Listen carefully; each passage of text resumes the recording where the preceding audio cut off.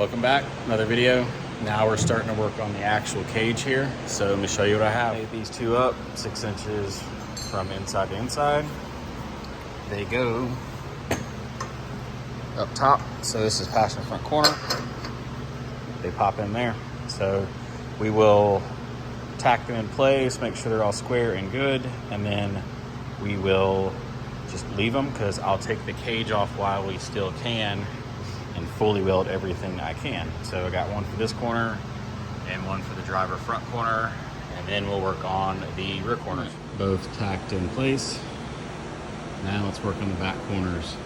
I will probably bring it into here and come over. That, or what I've been thinking is we might add another vertical down right about here. Stand back a little bit. About right there. That's what I'm thinking. I'm gonna put the seat in real quick and see what that looks like. I don't want it to be near my head, and that's plenty sufficient, but I think I might bring in something here. Maybe not. Starting to look like a race cage. Got all 4 corner gussets tacked in place. Windshield bar all made up. Let's pop it in there.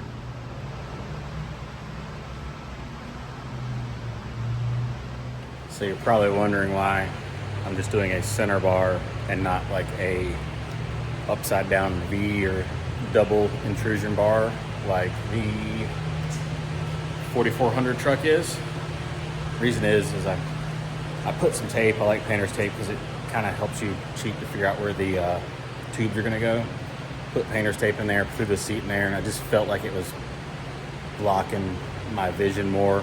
So nothing in the rules that state you have to have an intrusion bar, but some of the racing series that I'm going to do, you have to have a screen in front of the driver. So that also makes that a little simpler because it's just square. So I can go to Tractor Supply and get some, cattle mesh and just throw that right in front of me, a couple hose clamps, and I'm good to go.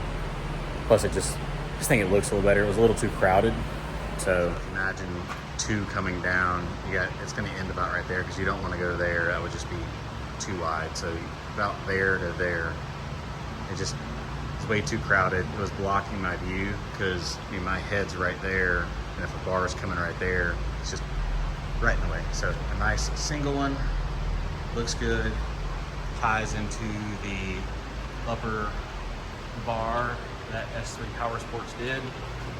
And then for the rear, I think I'm just gonna continue the single hoop for back here and just bring a single hoop down. I'll weld it to the bar, not to here for now, because we're gonna take the cage off, fully weld all the stuff we've done, then put the cage back on, and then weld cage to chassis.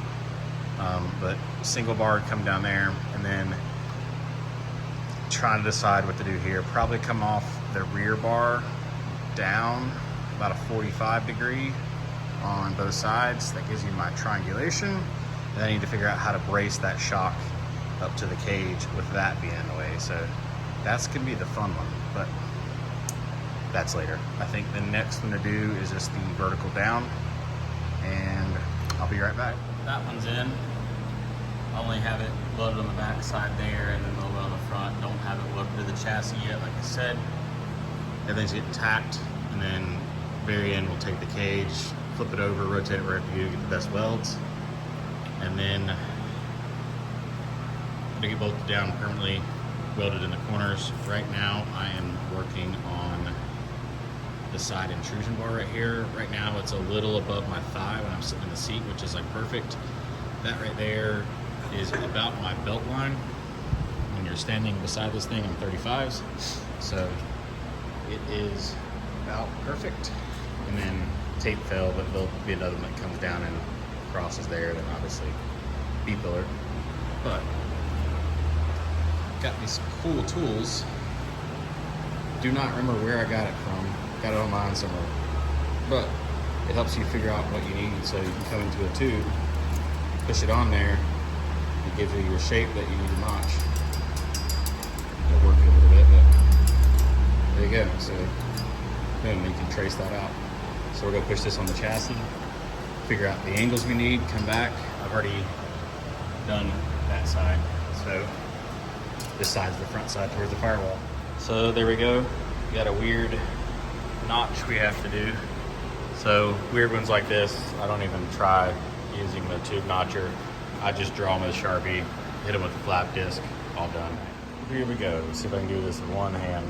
So this tube, I'm locating it against that. And then this one will go there.